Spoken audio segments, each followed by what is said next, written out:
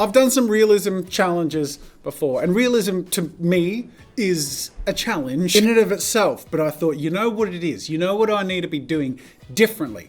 I should try realism with a more difficult tool and medium. And I'm going to try 3 realism challenges in this video. First is by memory, creating something entirely new that represents something that could be real but doesn't exist because it's from your head. 2, I'm gonna copy something in real life, also known as still life. And 3rd, a picture-to-picture flat image. Before we get started, I have a huge announcement! I've just launched a brand new Skillshare class. It's called Mastering Illustration, Sketching, Inking, and Color Essentials. In my class, you're going to learn the basics of sketching, inking, and color, as well as advanced techniques and approaches for all of those things, going into details such as textures and lighting effects. My step-by-step process of teaching you in the class empowers you to take risks, explore your style, and trust that you'll improve over time when you put pen to paper, brush to canvas, or stylus to screen. Whatever your medium, this course is going to work for you and you're going to love it. I put so much work into it, and I'm really excited that not only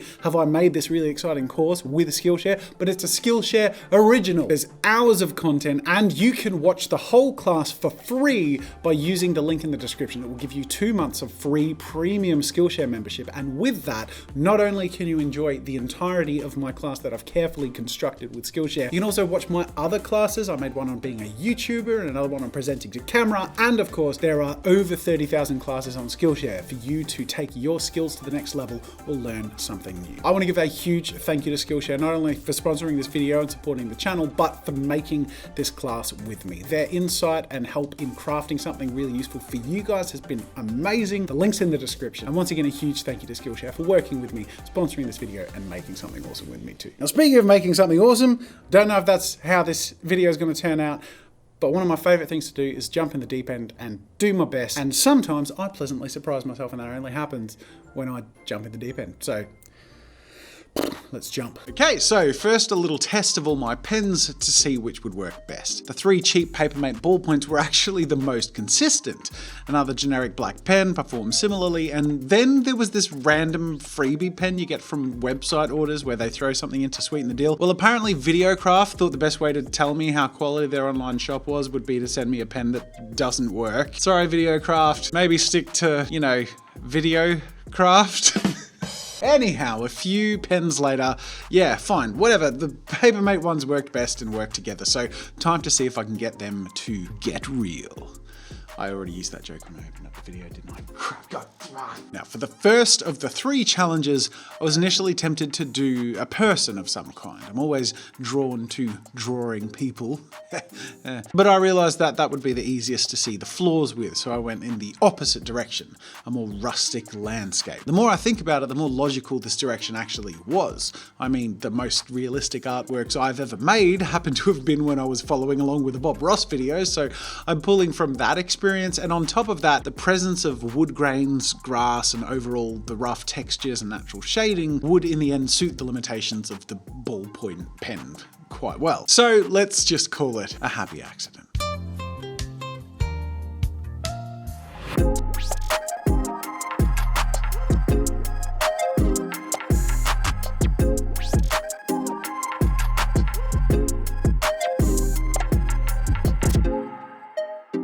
I tried to focus less on shapes and outlines and on shading and on texture, thinking about keeping lighting directions consistent and shading not only where the shadows are cast, but also where light dissipates, such as where the 2 inner walls of the cabin intersect, slowly closing in and then blocking out light from getting into the corners. Otherwise, I did my best to create a clear distinction between the areas of the scene, background, midground, and foreground, while trying not to be too cartoony or rigid in my approach, remembering to have broken branches or uneven shapes, and also that consistency in lighting. At the end of the day, the ballpoint pens are an obvious limitation to creating photorealism. However, by using its limitation as the focus with lines, texture, and rustic aesthetic, I feel like I was able to sort of create something much more effective than I initially expected.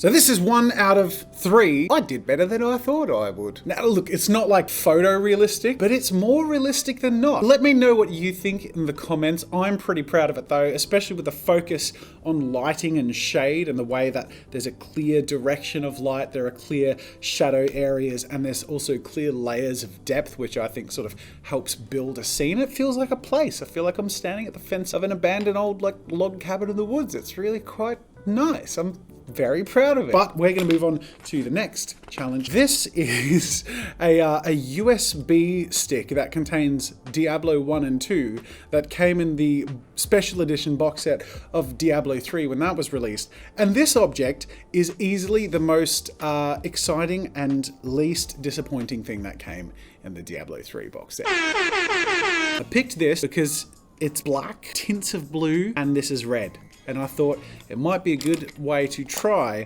and put all 3 to the test. This is quite dark though, and so my approach is going to be to put some light on it. So this is the light I'm going to be using. It's just like this little USB light thing. Let's see if I can pull off making this realistic representation with nothing but cheap biros. Okay, this one's weird. Not only is it weird to do, because I couldn't really move or shift my focus much, but it's also super weird to, well, show you. I mean, there's no way I can show you my first-hand perspective without blocking my view of what I'm drawing. And even though what I'm trying to recreate in my illustration is as accurate as I'm capable of, it's both warped from the angle I'm on compared to you, but also by the perspective of the paper and its distance from my eyes. Excuses aside, this is a challenge after all, and it's called a challenge for a reason. Because it's challenging. That's what I was referring to. So I took it on board to slowly but surely do my best to create a realistic representation of what I was looking at. And I think I have a cool way to show you how it looks from my perspective when I'm done. So I'm gonna get stuck into it. Oh, wish me luck.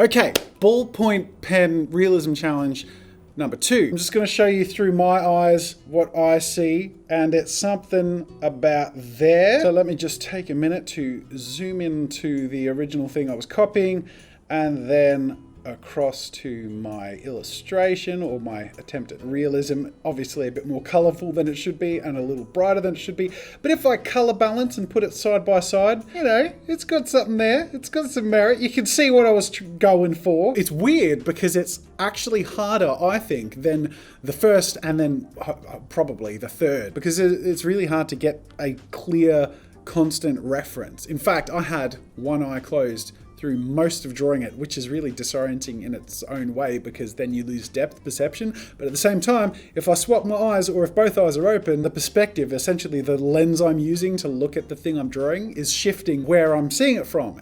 It's really quite difficult. I don't know how people do it in real life. I guess your real life studies are often like further away. Maybe I should have thought of that. Anyway, moving on. Number 3. So the first part of the last challenge is all about placement and proportion. I need to, as accurately as possible, define the placement of things and avoid a few pitfalls. One of those pitfalls is to avoid the temptation to draw what you think is there. Basically, after drawing hundreds or even thousands of faces in different ways, your brain thinks it knows what a face or what a feature of a face looks like. In reality, realism is very different. I mean, I can't loosely draw the eye based on my reference and then fill in the rest based on what I think an eye looks like. Rather, I need to approach this exercise in a much more abstract way. Instead of drawing the eye, I'm drawing a selection of tones and lines that happen to us look like an eye. But my priority has to be with the replication of the abstract shapes and shadows rather than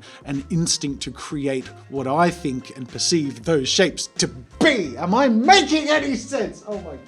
I think I am. I hope I am. But even though I was approaching it with this intention, the other problem remains.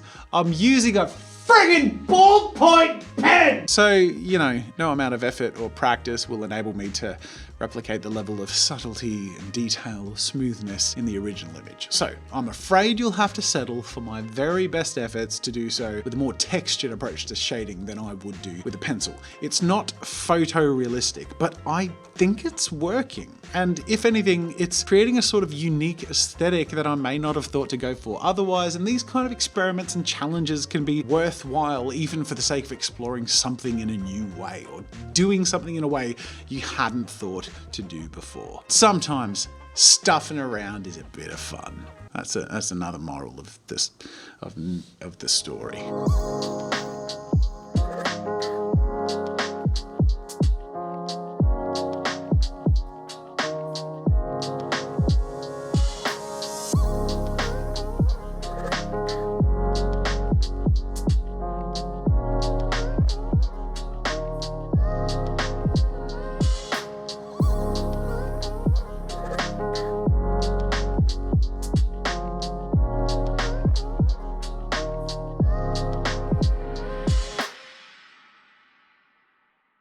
And last but not least, this is attempt number 3. And as you can see, especially as I started to get into the shading, I pretty much had to embrace the fact that this was not going to be a photorealistic copy.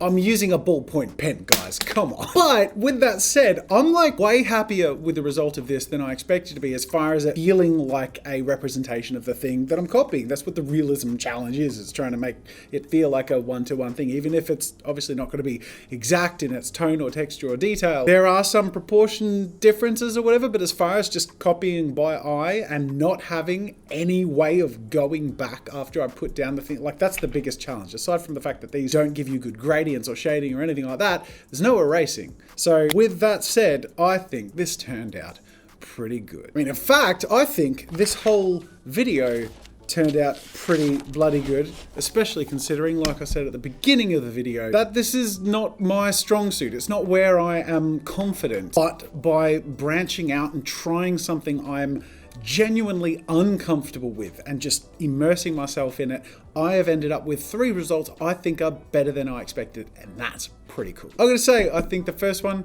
has got to be my favorite. It just feels like a real place, and the fact that I sort of made that up and yet there's a tangibility to it is something I'm really proud of, and I hope you guys have enjoyed coming along this journey with me, taking this challenge with me. But if you want to come along a journey where I am most confident, I would be delighted if you came and joined me in my Skillshare class, where I share my illustration techniques and processes. I actually create 2 illustrations, a simple illustration and a more complex illustration, and in the complex one I challenged myself, and I really do believe there's something for everyone in that class. So I really hope you go check it out and you love it. I'll link to it once again in the description. At the end of the day, it's all fun. Whether you're comfortable with it or you're pushing yourself and stretching your boundaries, there is little I find as satisfying as trying something, not knowing how it's going to turn out, but just diving in anyway and ending up with something you think turned out pretty good. I want to thank you so much for watching this video and joining me. Make sure to subscribe for more fun with art and creativity if you haven't.